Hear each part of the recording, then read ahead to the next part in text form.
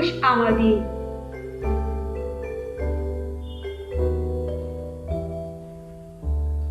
प्यारे बच्चों, आज हम सीखेंगे चीजों की आवाजें जमात दुआम। मैं आपको चीजों की तस्वीर बताऊंगी और आप उनकी आवाज बताएंगे। ढोल की आवाज धम धम। डमरू की आवाज डम डम। घड़ी की आवाज टिक टिक।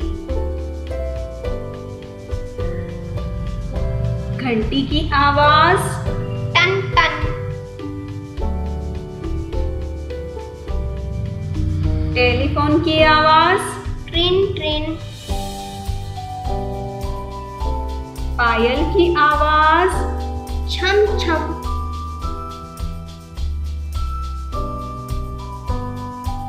हॉर्न की आवाज पॉ पॉ। मोटरसाइकिल की आवाज फट फट।